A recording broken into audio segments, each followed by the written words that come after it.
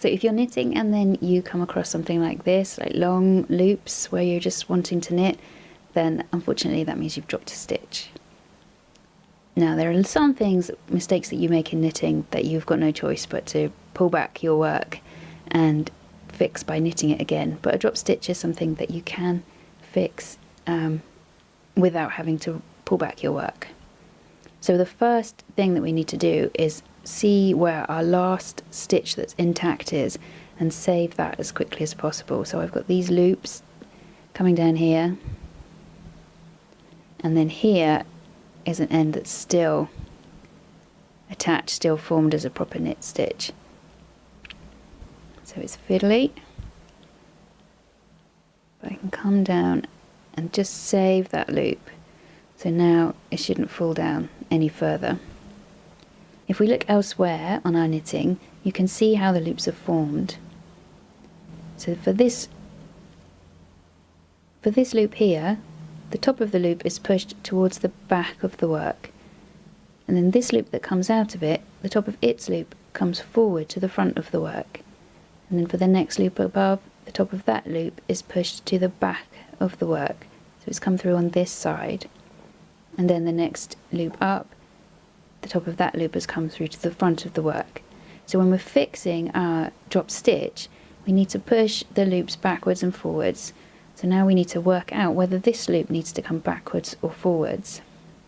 So I can see the top of the loop below has been pushed to the back of the work. You can see the stitch below that. Here's a loop here, and the top of that loop is coming forward. Top of the loop above that is coming back. This is the loop coming out of that, so that needs to come forward. So we need to use these loops to come back up to the top of our knitting, and we know that this loop needs to be one that's coming forward. So we find the next loop. It can be a bit difficult to work out which loop goes where. So this is our top one, that's the next one down, and that's the one after that. This is the one. Now because we want the loop we've just saved to come forward, the loop we're working into goes further back on the needle. Then you use this other needle to go into the loop we just saved, over the top of our new loop, pull it up behind, and then we can let the old loop off.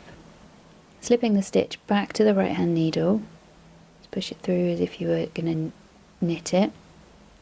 So then we work out which is our next strand, which is this one.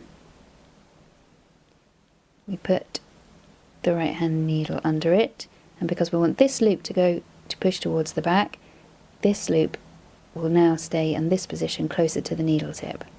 The left hand needle comes and through like that and picks up that loop. You make sure this loop stays on the needle with that finger. Bring the older one over the top, and there you are. You've saved another loop. So this one now has to be coming forward to the front of the work. So we pick up, this is our last strand we need to fix, our last dropped stitch. So we go on again, because this one's going to come forward. This one has to be further back from the needle tip. And then we come up under that loop, push that round, scoop it up, and then we can take the right needle out and we're fixed. So if you look at that now, you can hardly tell. And picking up drop stitches is great, because usually you will never know. So long as you form the stitches in the correct way, you can hardly tell where you've had to make a fix.